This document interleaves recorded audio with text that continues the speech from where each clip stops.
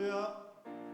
네, 하늘교회 오신 여러분 주님의 이름으로 환영합니다. 우리 옆 사람과 인사를 나눌 때 이렇게 얘기했으면 좋겠습니다. 주님께서 당신을 축복하십니다.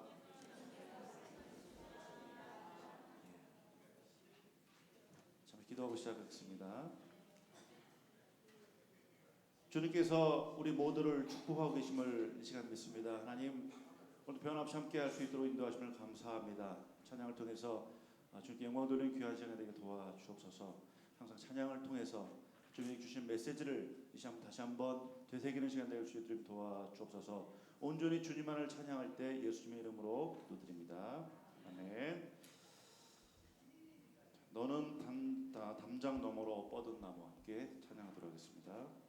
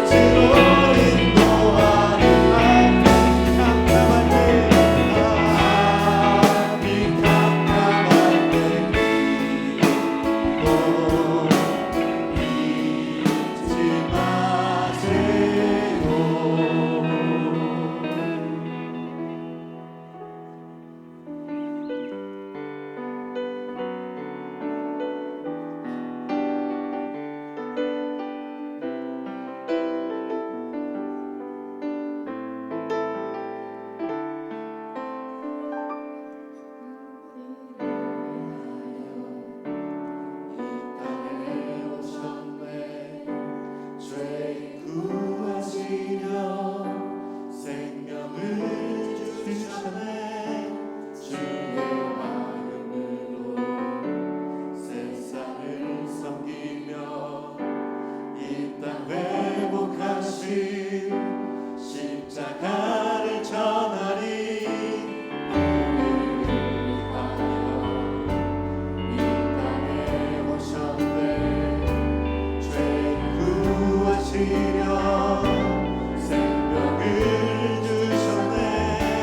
주의 마음으로 세상을 섬기며 이 땅 회복하신 십자가를 전하리.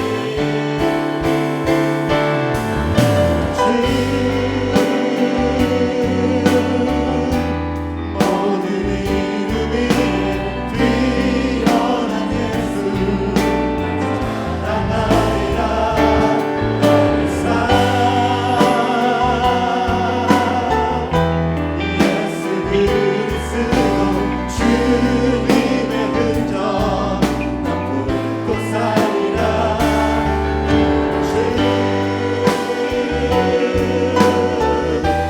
모든 이름 위에 뛰어난 예수 찬양하리라.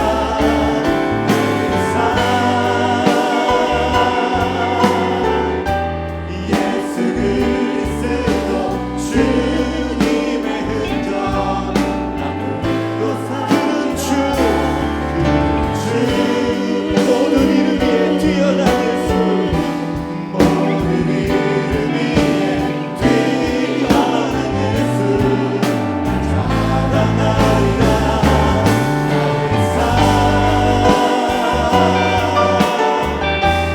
예수 그리스도 주님의 흔적. 우리 다 일어나셔서 그 주 모든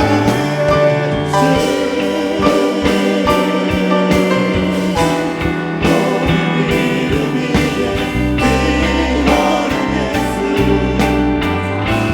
찬양하리라.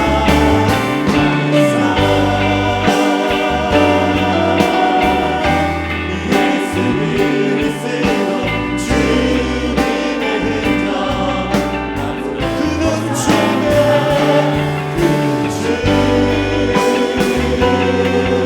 그는 모든 이름 위에 뛰어난 예수 찬양하리라.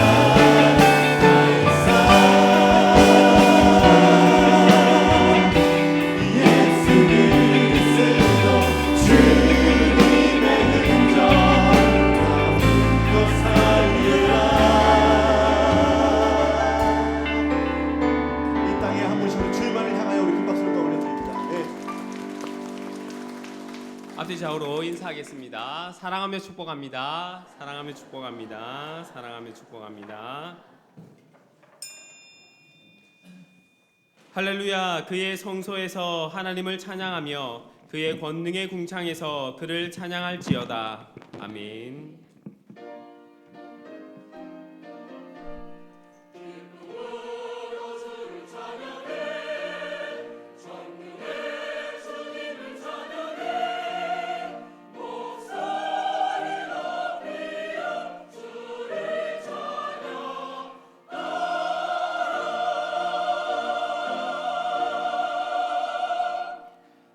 전능하사 천지를 만드신 하나님 아버지를 내가 믿사오며 그 외아들 우리 주 예수 그리스도를 믿사오니 이는 성령으로 잉태하사 동정녀 마리아에게 나시고 본디오 빌라도에게 고난을 받으사 십자가에 못 박혀 죽으시고 장사한 지 사흘 만에 죽은 자 가운데서 다시 살아나시며 하늘에 오르사 전능하신 하나님 우편에 앉아 계시다가 저리로서 산자와 죽은 자를 심판하러 오시리라. 성령을 믿사오며 거룩한 공예와 성도가 서로 교통하는 것과 죄를 사하여 주시는 것과 몸이 다시 사는 것과 영원히 사는 것을 믿사옵나이다. 아멘. 한 주간의 삶을 돌아보며 참회의 기도를 드리겠습니다.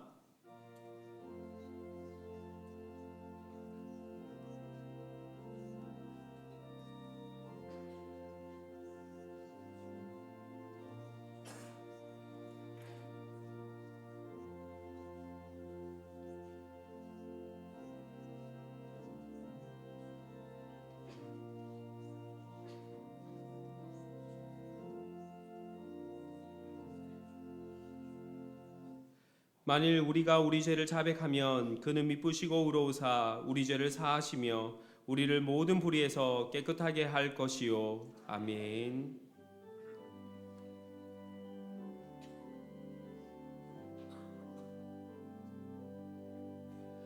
모든 영광을 하나님께, 모든 영광을 하나님께, 온 마음과 뜻 다해 주 사모합니다.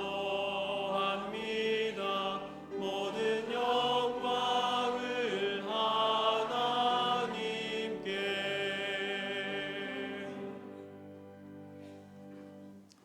제1은 너는 나 외에는 다른 신들을 내게 두지 말라. 제3은 너는 내 하나님 여호와의 이름을 망령되게 부르지 말라. 제5는 내 부모를 공경하라. 제7은 간음하지 말라. 제9는 내 이웃에 대하여 거짓 증거하지 말라. 아멘.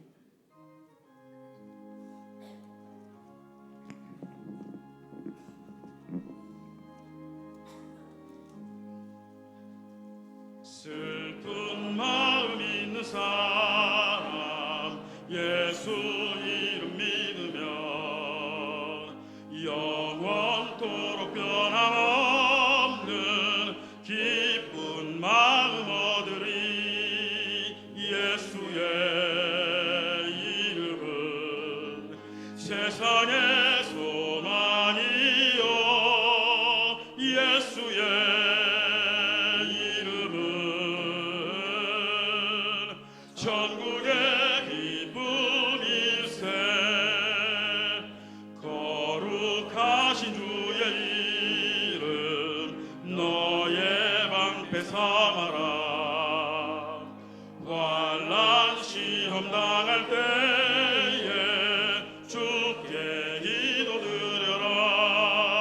예수의 이름은 세상의 소망이요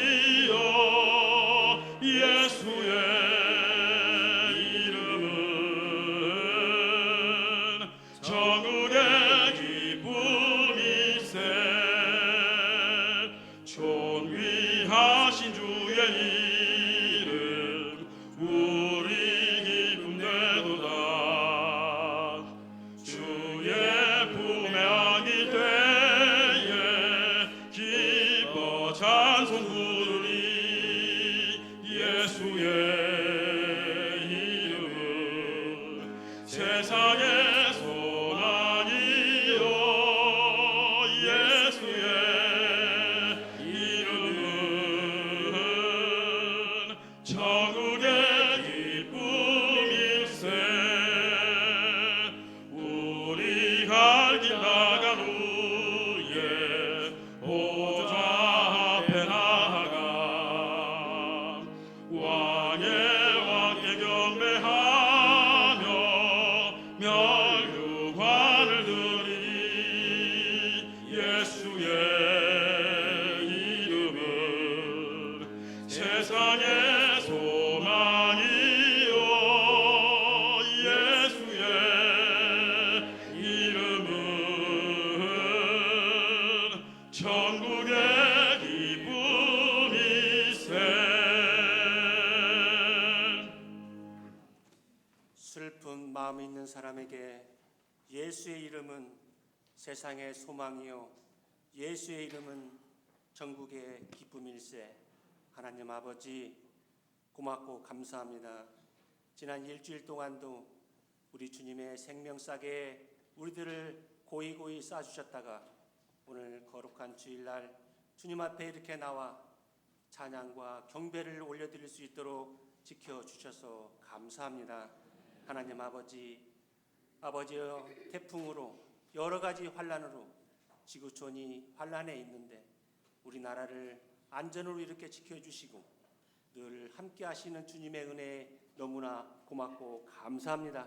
아버지 하나님, 밖에는 30도가 넘는 무더위가 한창이지만 이렇게 시원한 교회에서, 아버지 하나님, 이렇게 아름다운 교회에서 편안하게 주님을 찬양하고 주님께 기도할 수 있도록 이렇게 좋은 교회를 주심을 또한 감사드립니다. 하나님 아버지, 이 모든 것들은 우리의 힘으로 이루어진 것이 아니요 오직 하나님께서 함께 하심을 이 시간 고백합니다. 하나님께서 앞으로도 우리의 삶이 교만이나 자만에 빠지지 않고 날마다 나는 그리스도 예수 안에 중로하는 믿음의 고백이 이어질 수 있도록 도와주시옵소서. 하나님 아버지, 이 시간 주님 앞에 기도합니다. 세상에 아버지 어려운 짐들, 세상에 힘든 것들 다 가지고 우리 주님 앞에 나온 성도님들 여기 많이 있습니다. 아버지여, 일주일 동안 또한 앞으로도 세상을 살아가면서 혹시 자녀들 문제로 가슴 아려하는 우리 성도님들도 계시고, 물질 때문에 하루하루를 어렵게 생활하고 계시는 분들도 계십니다. 하나님께서 이분들의 간절한 소망과 간절한 기도의 음성에도 주님 응답하여 주시옵시고, 아버지여, 또한 사업을 하거나 여러 가지 아버지 일을 하시는 분들에게도 하나님께서 큰 축복을 주셔서 그분들이 아버지여 어려운 사람들을 돌아보고 내 주위 사람들에게 예수의 향기를 발할 수 있도록 그분들도, 그 사업장도 하나님께서 축복으로 내려 주시옵소서. 하나님 아버지, 참으로 고맙고 감사합니다. 아버지, 우리 교회를 30여 년 동안 이끌고 오신 우리 목사님 계십니다. 하나님께서 뜻이 어디에 있습니까? 하나님의 은혜로 잠시 불편한 가운데 있지만 우리 주님께서 함께하여 주셔서 목사님 마음속 깊은 곳에 아버지여 우리 성도님들을 사랑하고 교회를 사랑하고 예수님 사랑하는 그 마음이 아버지여 펼쳐질 수 있도록 한 번 더 주님께서 기회를 허락하여 주시옵소서. 여러 사람들이 뜻을 모아 기도합니다. 아버지, 여러 사람들이 부르짖고 있습니다. 하나님 응답하여 주시옵소서. 아버지 하나님, 오늘 또 아버지 우리 목사님 말씀을 들고 선포하실 때 아버지 그 말씀에 아버지 생명이 있게 하시고 역동적인 말씀이 우리들 가슴 속에 선포돼서 그 말씀을 가슴에 안고 일주일 동안 살아갈 때 아버지 힘을 얻고 용기를 얻을 수 있도록 주님 함께하여 주시옵소서. 오늘 또한 성가를 준비한 성가대를 축복하시고 아버지 이름 없이 빛도 없이 여러 가지 아버지 주의 일을 맡은 믿음의 종들의 수고와 헌신도 주님 응답하여 주시옵소서. 아버지 이렇게 더운 날씨에 아버지 식당에서 땀을 흘리면서 아버지 맛있는 식사를 준비하고 있는 그 손길에도 주님 함께하시고 아버지 식사를 듣는 아버지 수서를 듣는 모든 성도들이 그 은혜에 감사할 수 있도록 모두가 행복할 수 있도록 하나님 축복하여 주시옵소서. 하나님 아버지 참으로 고맙고 감사합니다. 아버지 어려울 때 아버지여 지금 수련회를 준비하고 있습니다. 한편으로는 보면은 아버지여 이동할 때 아버지 어려움이 없을까 걱정도 많이 됩니다. 그렇지만 주님께 모든 걸 다 맡기오니 아버지 교회학교 수련회에 함께하여 주셔서 아버지 일생 동안 주님을 믿겠다고 일생 동안 주님을 의지하며 살겠다고 다짐하는 아버지 어린 아버지 청소년들이 많이 나올 수 있도록 하나님 축복하여 주시고 아버지 수고하시는 교육자분들 또한 부장 집사님들 여러 교사들의 수고가 헛되지 않도록 지치지 않도록 우리 주님께서 함께하여 주시옵소서. 구역을 돌보고 있는 구역장님 또한 교구장님 여러 아버지 하나님 주님의 손길들이 수고하고 계십니다. 그곳에서부터 부흥이 시작돼서 우리 교회의 빈자리가 채워지고 하나님의 영광이 이 자리를 통하여 드러나게 하시고 도봉구 방학동 이 나라가 복음화되는데 우리 교회가 귀하게 쓰이게 하여 주시옵소서. 지금은 처음 시간입니다. 성령님께서 마치는 시간까지 함께하여 주시옵소서. 아버지 한 주님께서는 말씀하셨습니다. 생각하건대 현재의 고난은 장차 우리에게 나타날 영광과 비교할 수 없다고 했습니다. 지금 조금 힘들고 지금 조금 어렵더라도 아버지요 장차 우리 주님께서 예비하신 큰 영광을 바라보며 힘차게 전진하는 하루하루가 되게 하여 주옵소서. 감사하고 예수님의 이름으로 드렸사옵나이다.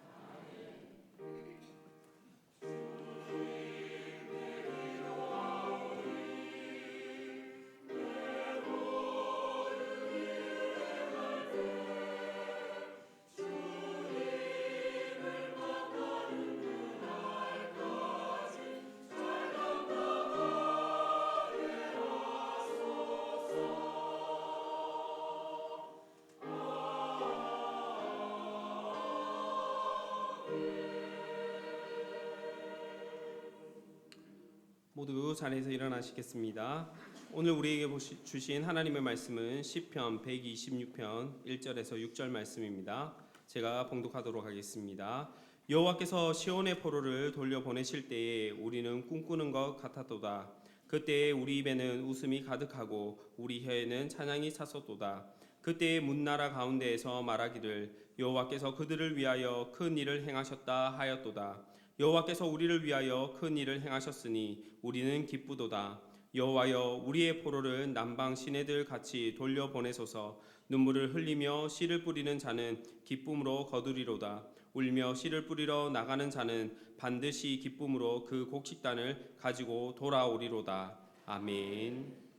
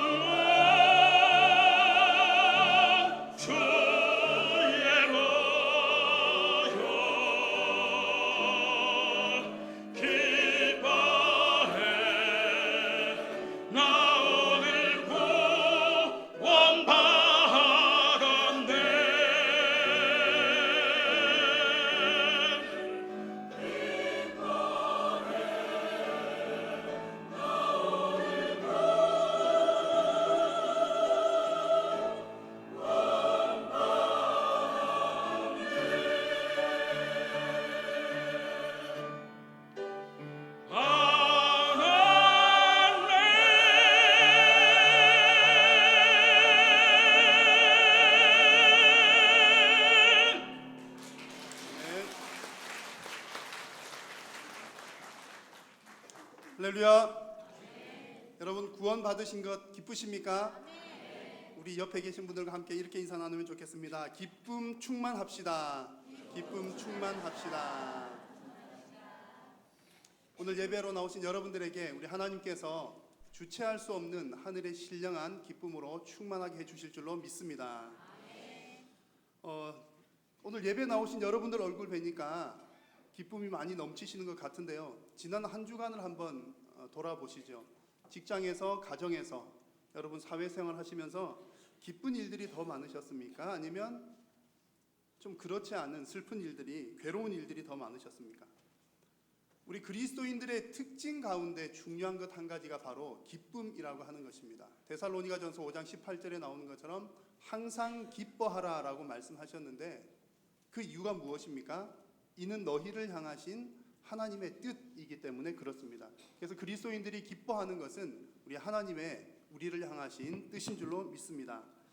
자, 그렇다면 성도가 기뻐하는 것이, 기쁜 삶을 사는 것이 하나님의 뜻이라면 신앙생활을 오래 하면 오래 할수록 기쁨이 어떻게 되어야 될까요? 기쁨이 더 많아지는 것이 아마 당연한 일일 것 같습니다. 그런데 여러분 우리 일반 생활에서도 그렇잖아요. 아기들이 기쁨이 더 많습니까? 어른이 될수록 기쁨이 더 많습니까? 왜 그래요? 안타깝게도 그렇잖아요. 안타깝게도 점점 어른이 되어가면 근심, 걱정, 염려 그런 것들이 점점 쌓여가기 때문에 아기 때가 더 기쁨이 더 많은 것 같습니다. 뭐 잘 모를 때 우리 신앙생활도 좀 비슷한 것 같아요. 처음 신앙생활 할 때는 기쁨이 충만하였다가 교회에서 직분 하나 맡고 하나 더 맡고 이 봉사하고 저 봉사하고 또 앞에 서서 일하다 보면 안 들어도 되는 것 많이 드시기도 하시고 이제 무슨 안 좋은 얘기를 듣는다는 얘기죠.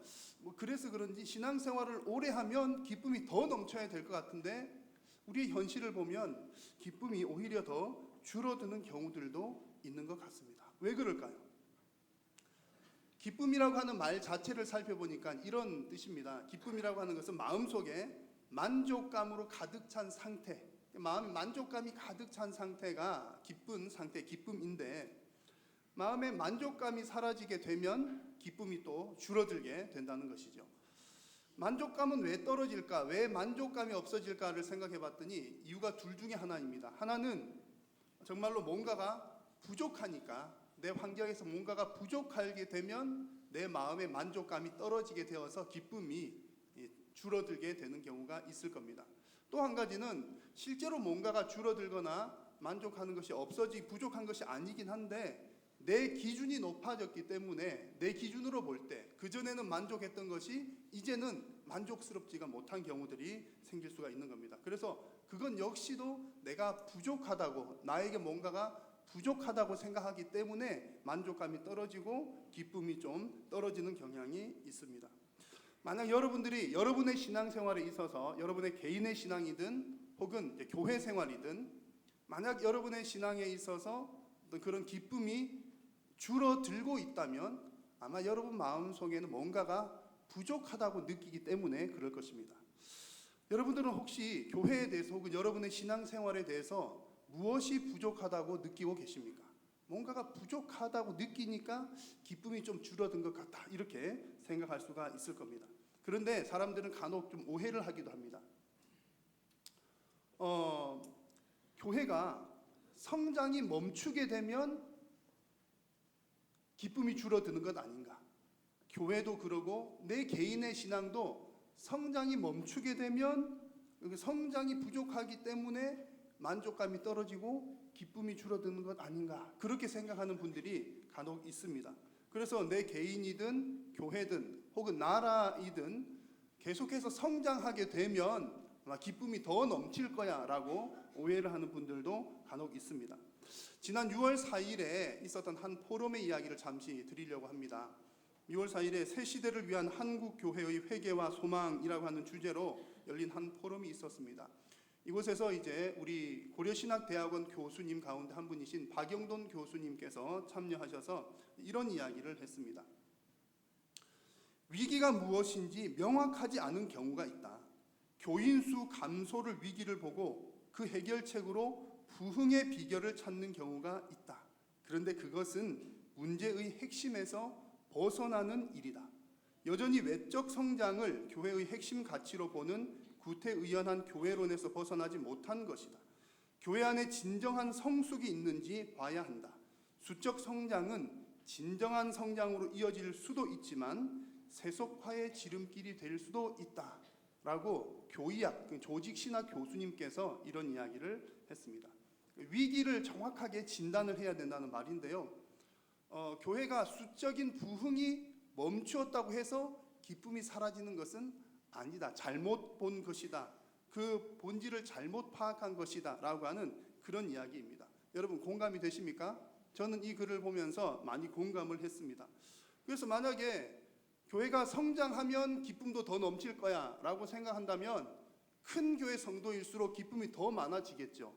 그런데 한국 교회의 대표적인 대형 교회들을 한번 보십시오. 모든 교회가 다 그런 것은 아니지만 대표적인 대형 교회들 가운데 교회에 문제가 생기고 분란이 생겨서 교인들이 기쁨이 사라진 것뿐만 아니라 그 교회를 바라보는 사회의 기쁨마저도 빼앗아가는 그런 일들이 종종 일어나고 있습니다. 그래서 여러분 중요한 것은 성장보다도 성도 개인과 교회의 성숙이 더 중요한 줄로 믿습니다. 그래서 우리에게 지금 뭔가가 부족하다, 뭔가가 부족해서 기쁨이 좀 줄어든 것 같다라고 생각한다면 그 부족한 것이 성장이 부족한 것이 아니라 성숙이 부족하다는 것을 우리는 바르게 인식을 해야 할 것입니다. 오늘 함께 나눌 말씀은 성도와 교회의 기쁨의 회복에 관한 말씀입니다. 만약 여러분의 삶에서 내 삶의 기쁨이 좀 줄어든 것 같아, 내가 신앙생활하는 것, 또 교회 생활하는 것, 기쁨이 좀 줄어든 것 같아, 좀 기쁨이 회복되었으면 좋겠어 라고 하는 마음이 조금이라도 있으신다면 오늘 이 말씀 시간을 통해서 여러분들의 그 기쁨을 회복하는 그 길을 발견하시는 은혜의 시간 되시기를 축복합니다. 이 실험 이야기를 한 가지 좀 해드리겠습니다. 오늘 쥐 실험에 관한 이야기를 몇 가지 말씀을 드릴 텐데요. 여러 실험 가운데 이런 실험이 있었습니다. 쥐가 미로 속에 갇혀 있습니다. 미로 속에 갇혀 있고 쥐가 그 미로를 얼마나 빠르게 빨리 찾아 나가는가라고 하는 실험인데요. 한 실험하는 쥐들에게는 쥐가 좋아하는 치즈 그림을 보여주고 얼마나 빨리 미로를 빠져나가나, 또 한 실험에서는 쥐가 무서워하는 올빼미 사진을 보여주고 얼마나 쥐가 빨리 빠져나가나, 그런 실험을 했습니다. 여러분 어떤 사진을 본 쥐가 더 빨리 미로를 빠져나갈까요? 저는 올빼미 사진을 본 쥐가 더 빨리 빠져나갈 거라 생각했습니다. 왜냐하면 무서우니까 살아야 되니까 막 뛰쳐나가겠죠. 그렇게 생각을 했는데 실험 결과는 좀 달랐습니다. 쥐가 좋아하는 치즈 사진을 본 쥐들이 50%가량이 더 빠르게 길을 찾아 나갔다고 합니다. 그래서 이 실험의 결과는 뭐냐면 부정적인 자극보다는 긍정적인 자극이 더 좋은 결과를 가져온다는 실험이었습니다. 또 한 가지 실험 이야기를 해드릴게요. 미로가 있는데 미로에 4가지 출구가 있습니다. 그리고 마지막 출구에 쥐가 좋아하는 치즈를 놔두었습니다. 그래서 쥐가 미로를 잘 찾아서 치즈를 먹을 수 있도록 했습니다. 처음에는 찾는데 시간이 좀 걸리지만 한 번, 두 번 반복하다 보니까 이 쥐가 이제 빠르게 그 치즈를 찾아서 먹을 수 있게 되었습니다. 그러다가 치즈가 있는 위치를 바꾸었습니다. 다른 입구로, 다른 출구로 치즈를 옮겼습니다. 과연 이 쥐가 치즈를 잘 찾을 수 있었을까요? 못 찾았을까요? 못 찾았다고 생각하시는 분들은 쥐를 너무 과소평가한 겁니다. 쥐가 생각보다 똑똑하다고 그럽니다. 그래서 많이 어렵지 않게 마지막 그곳에 갔지만 없으니까 당황하지 않고 다른 출구를 잘 찾아서 또 빨리 그 치즈를 찾아서 먹었다고 합니다. 이 실험의 결론은 뭐냐면 쥐가 한번 가졌던 성공 경험, 그래 그 출구로 나갔더니 치즈가 있었어 라고 했던 그 성공 경험이 나중에 더 좋은 효과를 발휘한다는 그런 내용이었습니다. 여러분 만약에 여러분의 개인의 삶이나 또 우리 교회 생활에 있어서 기쁨을 회복하기를 원하신다면 우리 신앙생활도 비슷한 면이 작용이 됩니다. 우리가 기쁨을 회복하기를 원한다면 부정적인 자극보다는 긍정적인 자극, 이것을 우리의 신앙의 용어로 만들어 본다면 인생의 영적인 성공 경험을 갖는 것이 매우 중요합니다. 그래서 신앙생활에서 긍정적인 자극이나 어떤 영적인 신앙 경험을 오늘 제가 이 말씀 주제에서는 기쁨의 추억이라고 하는 표현을 사용했습니다. 그래서 하나님께서 우리에게 주셨던 그 기쁨의 추억을 갖고 있는 것이 우리가 또 다른 기쁨을 회복하는 데 있어서 중요한 열쇠가 된다는 겁니다. 여러분에게는 어떤 기쁨의 추억들이 있으십니까?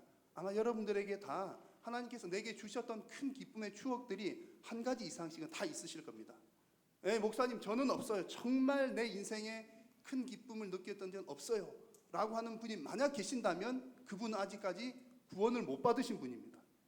제가 확실하게 말씀드릴 수가 있습니다. 못 받으신 분입니다. 그런데 한번 생각해 보시면 있으실 겁니다. 왜냐하면 나한테 특별한 이벤트는 한 번도 없었지만 적어도 여러분들이 나는 이제 정말 천국 백성이 되었어 라고 하는 구원의 확신을 받으셨을 때 그때를 한번 생각해 보십시오. 기뻤습니까? 슬펐습니까? 아니, 내가 지옥 백성에서 천국 백성이 되었는데 그냥 그저 그랬어요 라고 한다면 다시 한번 여러분 회개하셔야 되고요. 그래서 그리스도인이라면 누구나가 적어도 한번 구원받을 그 순간은 정말 기쁨이 넘쳤습니다. 오늘 우리 할렐루야 찬양대에서 은혜롭게 찬양을 했던 것처럼 구원받은 그 기쁨은 누구나가 다 그리스도인이라면 가지고 있는 겁니다. 그래서 오늘 우리에게 주어진 이 말씀이 바로 그와 같은 구원의 기쁨을 노래한 시입니다.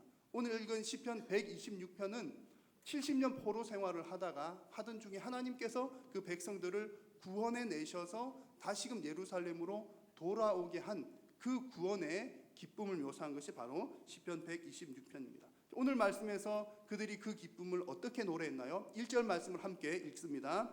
여호와께서 시온의 포로를 돌려보내실 때에 우리는 꿈꾸는 것 같았도다. 아멘. 얼마나 기뻤으면 꿈꾸는 것 같았도다 이렇게 표현을 합니다. 다른 번역 성경에 보니까 꿈인지 생시인지 그랬다 이렇게 표현이 되어 있습니다. 여러분, 너무 좋아가지고 아니 이게 진짜 나에게 일어난 일이 맞아? 라고 생각할 때 여러분 어떤 표현 쓰시죠? 이게 꿈이야 생시야 그런 표현 쓰시지 않습니까? 바로 그런 표현입니다. 아니 우리가 이렇게 힘들고 어려웠던 포로 생활에서 돌아오게 되다니 이게 꿈이야 생시야 라고 노래하는 것이 바로 꿈꾸는 것 같았도다 이런 표현입니다. 2절 말씀도 그들의 기쁨을 잘 묘사를 하고 있는데요. 그때에는 입에는 웃음이 가득했고 우리 혀에는 찬양이 가득했다 이렇게 노래를 합니다. 게다가 다른 나라 사람들이 볼 때에도 표현을 하기를 문나라 가운데서 말하기를 여호와께서 그들을 위하여 큰 일을 행하셨도다. 그러니까 다른 나라 사람들이 보기에도 이스라엘 백성들이 너무 부러운 겁니다. 야, 니네들 너무 좋겠다, 정말 좋겠다 라고 놀라고 함께 기뻐하는 표현입니다. 여러분, 이와 같은 기쁨의 추억이 하나님께서 우리에게 주셨던 이 기쁨의 경험들이 우리 이후에 나올 말씀처럼 또 다른 믿음의 기도와 또 기쁨의 회복에 있어서 중요한 작용을 하게 되는 것입니다. 여러분, 하나님께서 여러분들에게 언제 어느 시점에 큰 기쁨을 주셨습니까? 한번 곰곰이 생각을 한번 해 보십시오.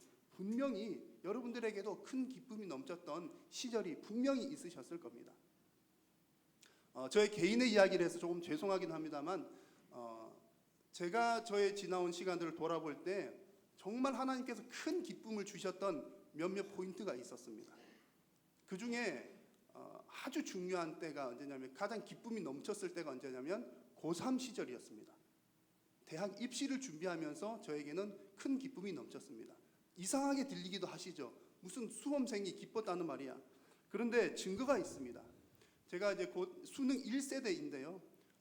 수능이 처음 생겼을 때는 8월달 여름에 시험이 있었습니다. 그래서 아마 지금 이맘때쯤인 것 같은데 시험을 한 달 정도 앞두고서 독서실을 이렇게 다녔던 적이 있습니다. 독서실을 다니는데 공부하다 피곤하면 자기도 하잖아요. 이제 밤에 잤는지 낮에 잤는지는 기억이 안 납니다만 누워서 잠을 잤습니다. 누워서 잠을 자고 일어났는데 제 친구들 가운데 우리 이영호 목사님 같은 친구가 있었어요. 이영호 목사님 같다는 친구가 있었다는 것은 어떤 친구인지 대략 감이 오시죠? 바로 오시는군요. 오바맨이 있었는데 이렇게 누워서 자고 일어났더니 그 친구가 막 오바를 하면서 얘들아 얘 좀 막 개강이 참 웃기다, 이 녀석 참 이상하다 그러면서 하는 말이 개강이 얘는 웃으면서 잔다 그러는 거예요. 자기가 봤더니 제가 자고 있었는데 제가 자면서 좋은 꿈을 꿨는지 뭔지는 모르지만 웃으면서 잤다 그런 얘기를 하는 겁니다. 여러분, 고3 수험생이 잘 때 웃을 정도면 얼마나 기쁨이 넘쳤겠습니까? 그래서 제가 저의 고3은 기쁜 고3이었다는 증명을 지금 해드린 겁니다. 여러분, 그때가 기뻤던 것은 아마 지금 생각을 해보니까 고등학교 수험생 시절이 가장 많은 꿈을 꾸었던 시절인 것 같아요. 하나님께서 내 인생을 어떻게 열어가실까, 인생을 계획하고 또 기도하고 하나님께서 이루어 주실 것을 또 소망하고, 이제 몇 달만 지나면 시험 끝나니까 이제 몇 달 안 남았다, 이제 꿈이 이루어지는구나, 중간 꿈이죠. 그것을 생각하니까 하나님께서 주신 그 기쁨이 그 당시에 있었던 것 같습니다. 그래서 시험이 다 마친 후에도 기도했던 딱 그 점수가 나오게 된 것을 보면서 또 한 번 크게 기뻤던 경험이 있었습니다. 여러분, 우리의 인생 가운데 우리가 기도하면서 얻게 되는 그 기쁨의 추억, 그 기쁨의 경험은 영적 성공의 중요한 경험입니다. 앞서 쥐씨름 이야기에서 말씀드렸던 것처럼 긍정적인 경험, 그리고 성공의 경험이 우리의 앞으로의 삶, 또 무엇인가를 회복시켜 나가는 그 삶에서도 좋은 작용을 하게 되는 것입니다. 여러분, 여러분의 삶에 기쁨이 회복되기를 원하신다면 하나님께서 여러분에게 주셨던 그 기쁨의 추억을 다시 한번 상기하시기를 바랍니다. 나는 그런 거 별로 없는 것 같아요 라고 하는 생각하시는 분들이 계신다면 여러분의 삶에 하나님께서 놀라운 기쁨의 역사를 충만하게 채워주시기를 주님의 이름으로 축복합니다.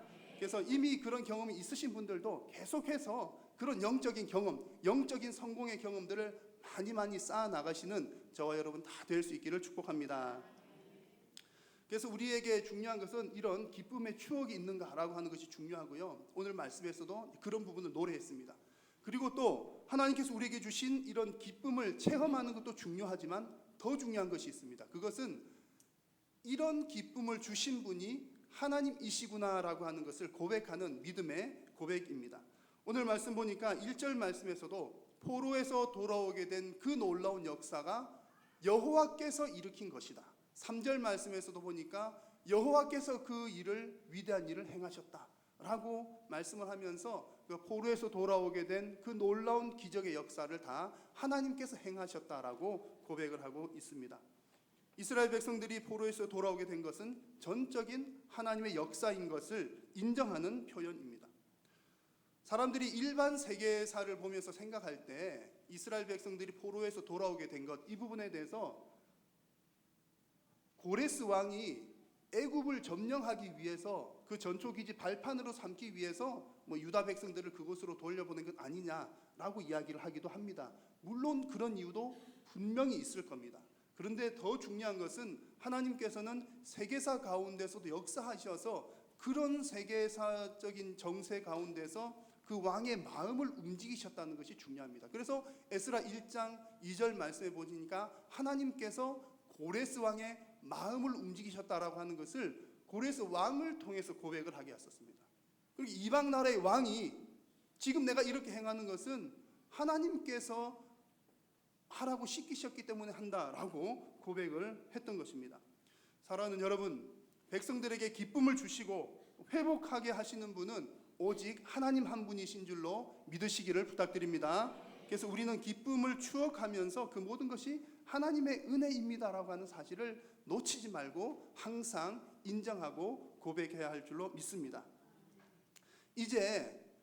이제부터 4절 이하의 말씀부터가 아주 중요한 핵심적인 부분입니다. 오늘 말씀을 읽다가 보니까 해석이 어려운 부분이 나오기 시작하는데 바로 4절 말씀입니다. 1절에서 3절 말씀은 하나님께서 포로에서 회복시켜 주셨던 것에 대한 것을 감사하며 기뻐하며 노래를 했습니다. 그래서 하나님께서 포로에서 회복시켜 주셨습니다라는 것을 노래했는데 4절 말씀에 가서 이미 회복시켜 주셨는데 4절 말씀에서는 또 회복시켜 달라는 기도가 나옵니다. 4절을 같이 한번 읽겠습니다. 여호와여, 우리의 포로를 남방 시내들 같이 돌려보내소서. 아멘. 우리의 포로를, 이렇게 말하는 거 보니까 포로가 아직까지 남아 있다는 얘기겠죠. 그래서 역사적으로 볼 때 이미 1, 2, 3절이 하는 얘기는 이제 이스라엘 백성들이, 그 유다 백성들이 포로에서 돌아오게 되는 것이 3차례에 걸쳐서 오게 되었는데 1차로 돌아오게 된 것에 대해서 이제 노래했던 것이 1, 2, 3절이고, 그리고 또 아직까지도 그곳에 포로로 남아있는 자들이 있는데 그들을 위해서 노래하고 있는 것이 바로 4절 말씀인 것입니다. 이어서 나오는 남방 시내들 같이 돌려보내소서라고 하는 것이 바로 그 백성들을 회복시켜 달라고 하는 그러한 회복을 위한 기도입니다. 여기서 남방이라고 하는 것은 네게브 사막 지역, 팔레스타인 남쪽에 있는 네게브 사막 지역을 일컫습니다. 그래서 남방이라고 번역된 말, 히브리 말 자체가 네게브라고 하는 말이고요. 이 말의 뜻은 바짝 말라 있다라고 하는 겁니다. 그러니까 그 지역이 바짝 말라 있는 지역이라고 하는 것이죠. 그리고 이 단어를 고유 명사처럼 사용해서 네게브라고 일컫는 그 지역이 있는 것입니다. 자, 그런데 이 네게브 지역의 사막인데 기도를 하는 내용이 뭡니까? 이 네게브 지역의 사막의 시내들 같이 회복시켜 달라고 기도합니다. 좀 이상한 표현이죠. 사막인데 그 사막에 있는 시냇물 같이 회복시켜 달라는 그런 기도를 하고 있습니다. 여기 지역은 특별한 지형이 있습니다. 와디라고 하는 특별한 지형이 있는데요. 이 와디라고 하는 지형은 우리말로 번역을 하면 건천, 마른 하천 혹은 건곡, 마른 계곡이라고 번역을 할 수가 있습니다. 이곳은 어떤 곳이냐면 이 사진에서 보시는 것처럼 평소 때는 바짝 말라 있는 사막, 광야 그런 지역입니다. 그래서 생명이 살기가 어려운 그런 곳인데 이곳에 비가 오게 되면 가운데 사진 가운데 보이시는 것처럼 물이 흘러간 자국이 보이시죠? 계곡 혹은 하천이 흐른 자국이 보이는데 이곳에 물이 가득 차서 흐르게 되는 겁니다. 그래서 말랐던 광야이지만 비가 오게 되면 그곳에 물이 흐르게 되고 생명이 또 솟게 되는 일들이 일어나게 된다는 겁니다. 그래서 오늘 이 말씀에서 남방 시내들 같이 돌려보내소서라고 하는 기도하는 이 기도는 지금 우리가 보기에는 사막처럼 말라서 메말라서 가능성이 없어 보이지만 이제는 더 이상 포로에서 또 돌아온다든지 다른 어떤 우리의 삶의 부분들이 회복되는 것이 어려워 보이지만 하나님의 은혜의 비가 내리게 되면 하나님께서 비를 주시면 그 건곡이 회복되는 것처럼 포로 가운데 있는 남은 백성들도 하나님께서 회복시켜 주십시오라고 기도하는 것이 바로 남방 시내들 같이 되돌려 보내달라고 하는 기도인 것입니다.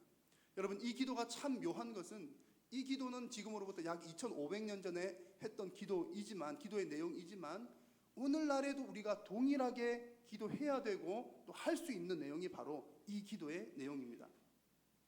여러분, 앞서 우리가 말씀 나누실 때 기쁨의 추억에 대한 것들 한번 생각해 보셨던 것처럼 하나님께서 여러분들에게 주신 그 기쁨의 추억들이 다 있습니다.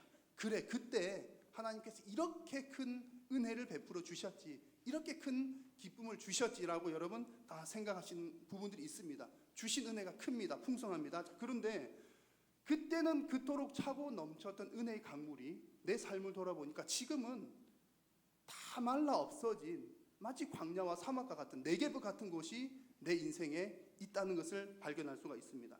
여러분, 하나님께서 당신의 백성들의 삶을 인도하시고 회복시키시는 분이시지만 그러나 여러분, 우리가 이 땅에 사는 동안에는요 완전하게 다 회복될 수는 없습니다. 완전한 회복은 하나님의 나라가 이 땅 가운데 도래하게 될 때, 예수님께서 재림하시게 될 때 완전한 회복이 이루어지는 줄로 믿습니다. 그래서 여러분, 우리 신앙을 한번 돌아보시면 그렇죠. 어떤 때는 여러분 어떠십니까? 어떤 때는 기도 열심히 하시는 때는 성령 충만해가지고 누군가 옆에만 다가와도 막 불이 붙어가 뜨거워 할 정도로 성령 충만하셨던 때가 여러분 있으시죠? 그랬던 때가 있었는데 어느 날 보면 그 뜨거움은 온데간데 없고 싸늘하게 식어있는 내 자신을 발견하기도 합니다. 열심히 기도하면서 사업했을 때 정말 하나님께서 어디서 그렇게 사람을 보내주시는지 정말 주체할 수 없을 정도로 수입이, 재정이 늘어나게 해주셨다가도 어느 날 하루아침에 그 많던 돈이 다 어디로 사라져 버렸는지 모르게 된 그런 일들이 일어나기도 합니다.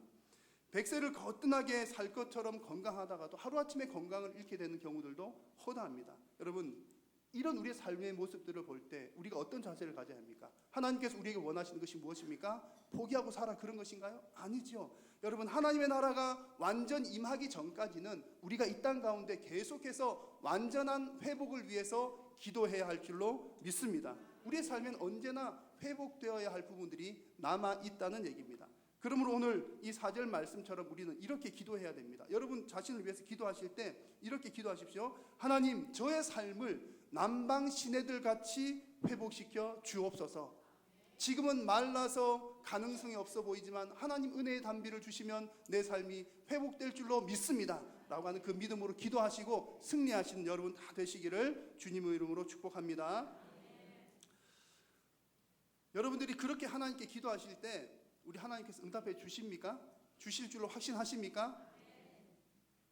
오늘 우리가 읽은 말씀 속에서 보면 하나님께서 응답해 주신다는 확신을 주는 메시지가 5절과 6절 말씀에 분명하게 나오고 있습니다. 5절 6절 말씀을 함께 읽습니다. 눈물을 흘리며 씨를 뿌리는 자는 기쁨으로 거두리로다. 울며 씨를 뿌리러 나가는 자는 반드시 기쁨으로 그 곡식단을 가지고 돌아오리라. 아멘. 이 말씀이 무슨 뜻입니까? 이 말씀은 기쁨의 회복을 위한 간구가 반드시 응답될 것이라는 말씀입니다.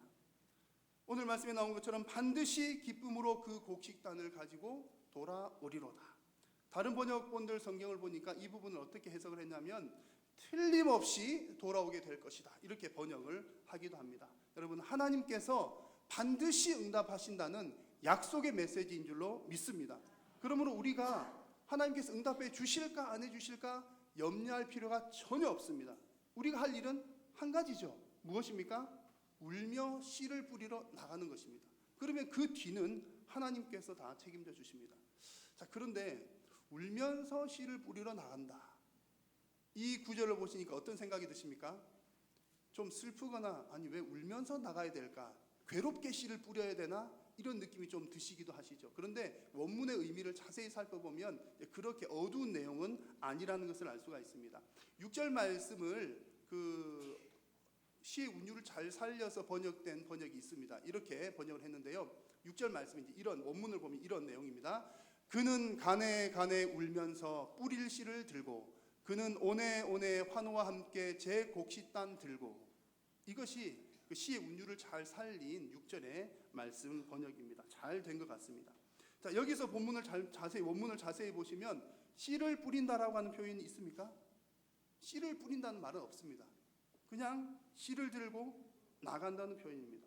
그런데 이 씨를 들고 나가는 사람이 어떻게 나가죠?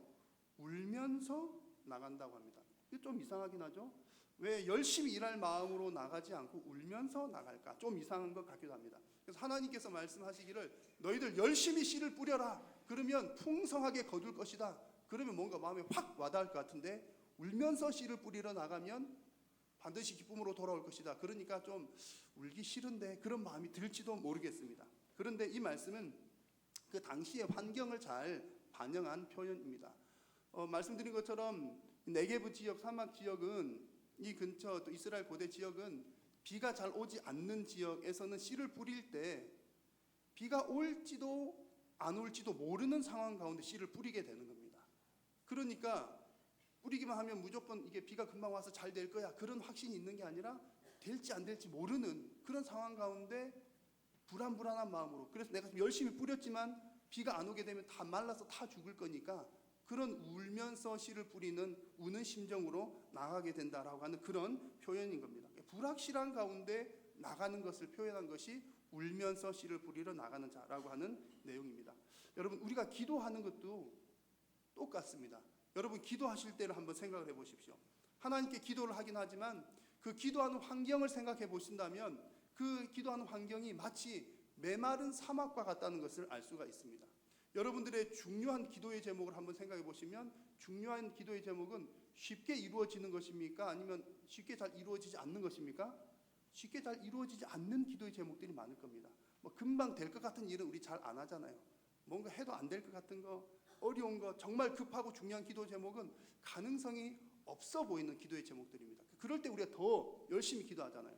예를 들면 병원에 입원을 했는데 처음 병원에 입원할 때는 의사 선생님이 잘 고쳐주실 거야, 뭐 그 정도 마음으로 갔다가 의사 선생님이 보고서 선생님 안타깝지만 저희로서는 더 이상 손 쓸 길이 없습니다. 그러면 그때부터 뭐 하죠? 주여 주여 매달리고 이제 하나님밖에 길이 없으니까 그렇게 매달리잖아요.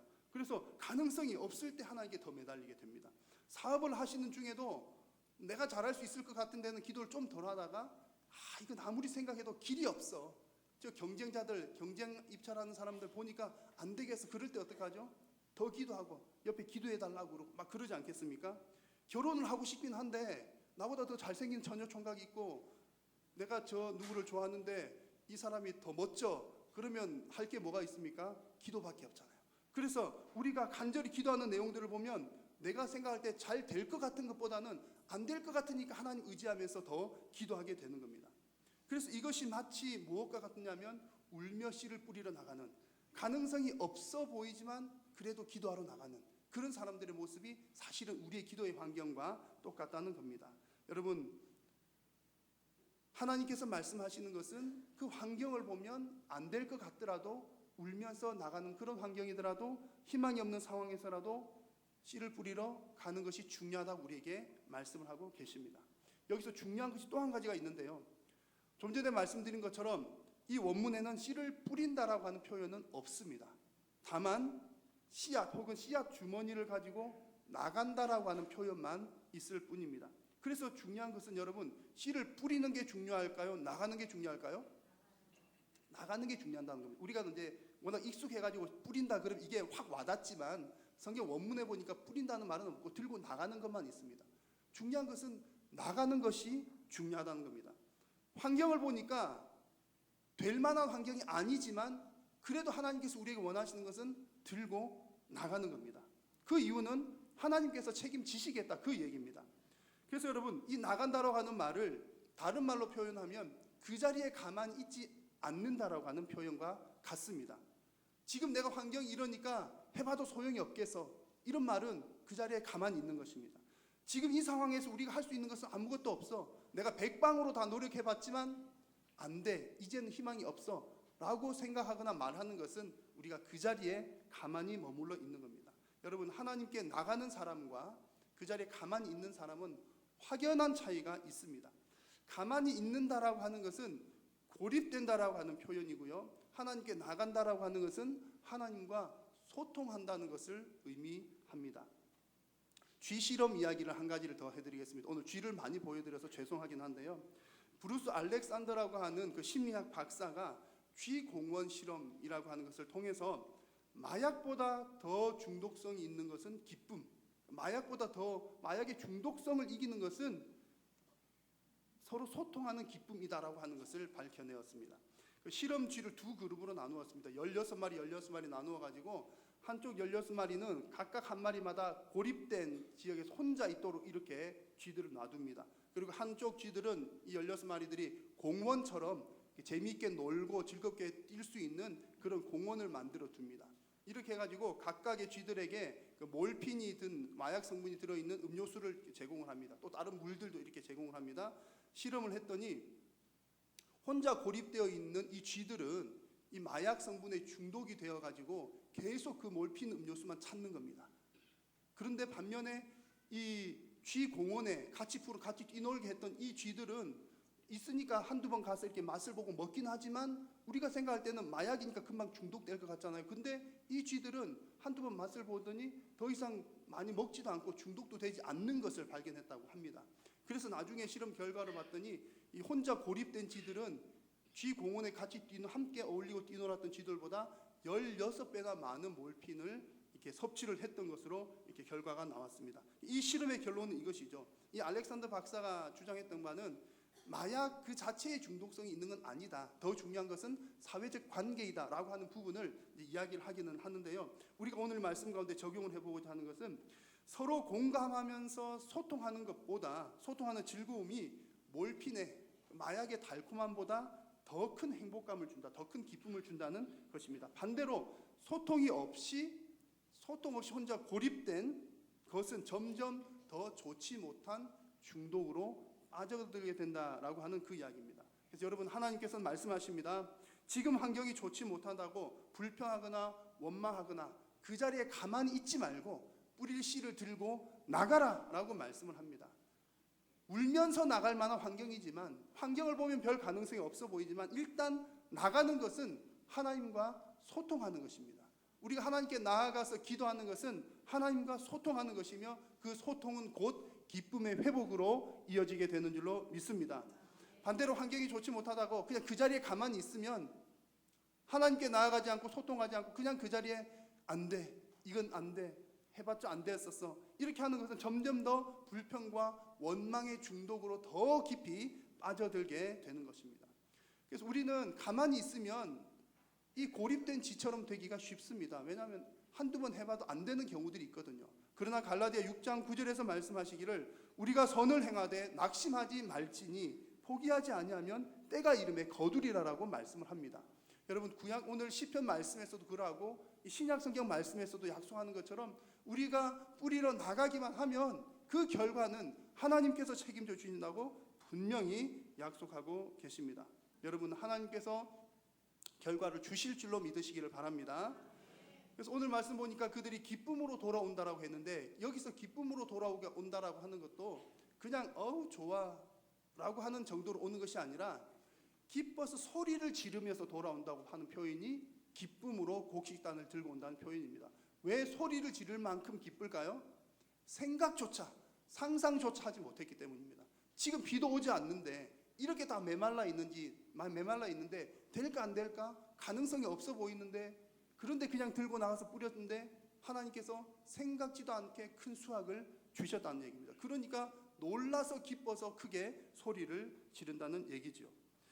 여러분 하나님께서 이와 같은 놀라운 정말 소리를 지를 만한 기쁨의 회복을 여러분 모두에게 주시기를 우리 주님의 이름으로 축원합니다. 오늘 서론에서 말씀드렸던 이 박영돈 교수님에 따르면 중요한 것은 그 한국 교회의 위기는 성장이 멈춘 데 있는 것이 아니라 성숙이 멈춘 데 있는 것이라고 말씀을 했습니다. 여러분 오늘 우리가 함께 나눈 이 말씀은 기쁨의 이 회복을 위한 발걸음은 신앙의 아주 기초적인 부분에 있는 것을 말씀을 드렸습니다. 여러분 개인의 환경이나 또 우리가 속한 교회 공동체 환경을 둘러볼 때 혹 여러분 갑갑함을 느끼십니까?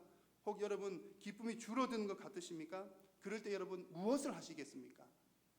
성숙한 신앙인은 그 자리에 가만히 있지 아니하고 우릴 씨를 들고 하나님께 나아가는 사람인 줄로 믿습니다.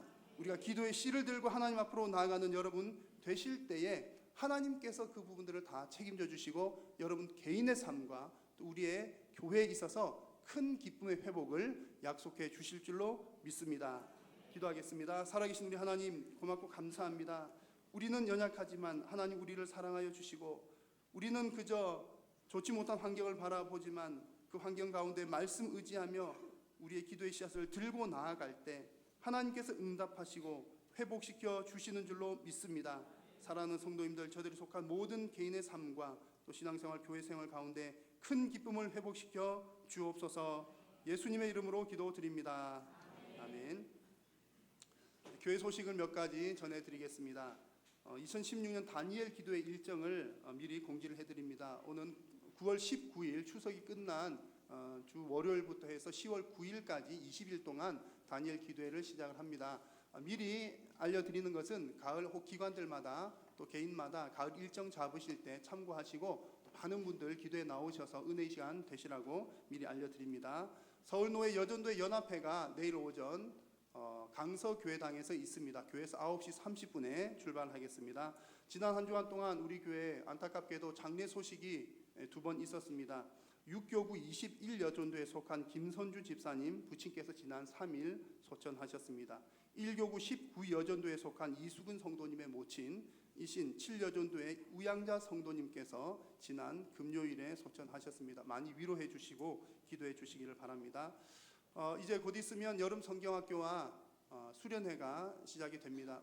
일정을 보시고 기도해 주시기를 부탁을 드리고요. 특별히 이 여름 성경학교 수련회 때 봉사하고 싶으신 분들, 보조교사나 여러 가지 봉사하기를 원하시는 분들은 참고하시고 우리 각 부서 부장님들이나 교육위원장님께 알려주시면 좋겠습니다. 그리고 또 아울러서 교육부서 교사는 늘 숫자가 또 많이 필요합니다. 그래서 내가 교사로 섬기기를 원한다라는 분들 계시면 역시 부장님들과 또 우리 교육위원장님 또 각 담당 교육자에게 문의해 주시기를 바랍니다. 구역 보고에 관한 광고를 한 가지 잠깐 드리겠습니다. 우리 구역장님들 요즘에 열심히 이제 구역 식구들 잘 오셨나 안 오셨나 이렇게 확인을 하고 계신데요. 구역장님들에게 이런 부탁을 드리는 것은 우리 이제 각 교구장들이 주일에는 교육 부서를 다 섬깁니다. 그래서 주일에 교회에 누가 우리가 오셨나 안 오셨나를 다 파악하기가 어렵습니다. 그래서 파악을 해야 되는 이유는 누가 아프신지, 누가 무슨 일이 있으신지를 잘 알아야 되니까. 그런데 나는 이 예배 때 없고 저기 교육부서에 가 있으니까 볼 수가 없으니까 우리 구역장님들에게 이제 부탁을 드리고 또 구역장님들이 마땅히 그런 역할들을 하셔야 됩니다. 그래서 구역장님들 이 일을 잘 감당해 주시기를 바라고요. 혹 성도님들 가운데 또 불편한 분들이 있을지 모르겠습니다. 그래서 이거 나는 학교에서도 매일 출석 체크 당하는데 교회에서도 출석 체크 당하는 거야. 혹시 그런 분들 계실지 모르겠는데 교회에서 이제 오셨나 안 오셨나 확인하는 것은 출석 체크하듯 하는 것이라기보다는 관심과 사랑을 가지고 무슨 일이 있으신가, 또 신앙생활 잘 하고 계신가를 살피는 것이니까 사랑의 마음으로 잘 받아주시면 좋겠습니다. 그리고 오늘 식사 대접은 이광원 안수 집사님, 김건수 권사님 가정에서 대접하십니다. 나머지 광고들은 주보를 참고해 주시기 바랍니다. 찬송하겠습니다.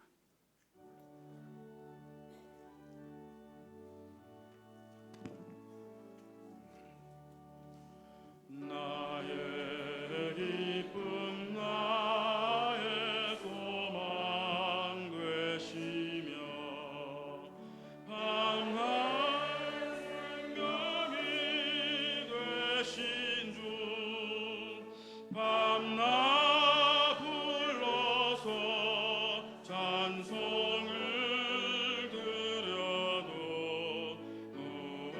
우울하신 마음 뿐일세. 나의 사모하는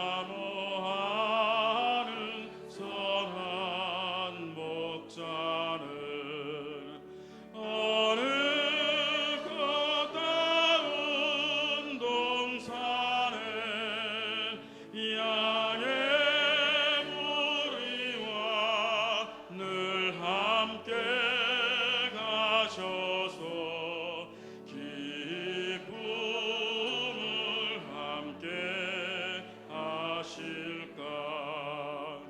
길도 없이 걷지 넓은 들에서 갈 길 못 찾아 애쓰며 이리저리로 헤매는 내 모양 저 원수 조롱하도다. 주의 자비롭고 화평한 얼굴 모든 천사도 반기며 주의 놀라운 진리의 말씀에 천지가 화답하도다. 나의 진정 사모하는 예수님 음성조차도 반갑고 나의 생명과 나의 참 소망은 오직 주 예수 뿐일세. 아멘. 예, 우리 이 시간 김유석 집사님, 구정은 집사님 사이에 김한희 공주 하나님 이 땅에 보내주시고 축복기도 하도록 하겠습니다. 부모님이 안고 나오시기 바랍니다. 김한희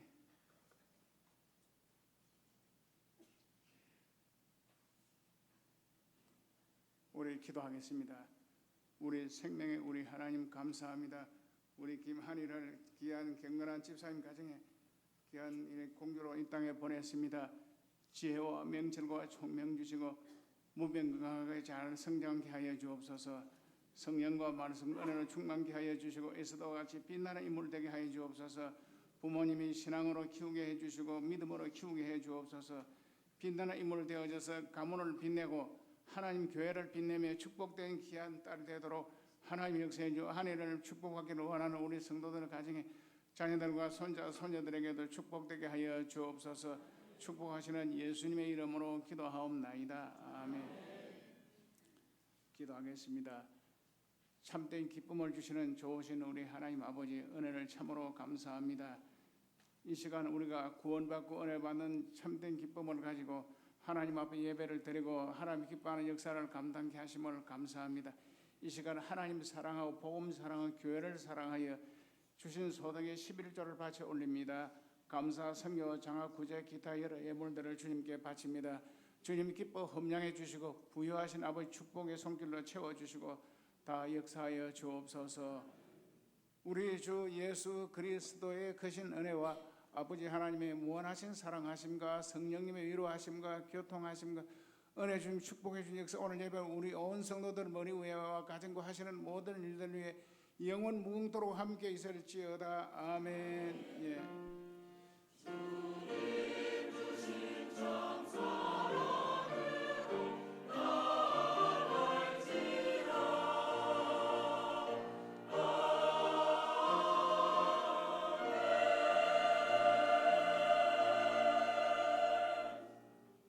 이 시간 우리 한이 큰 축복 받기를 원해서 교회가 금일봉을 드립니다.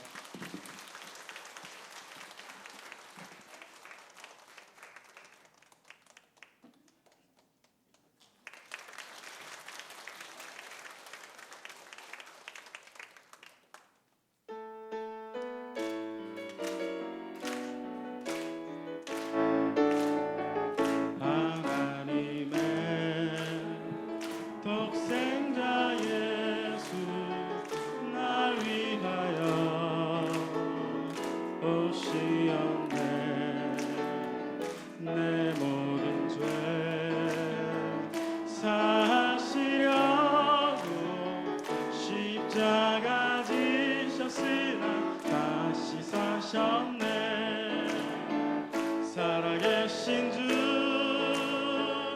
나의 참된 소망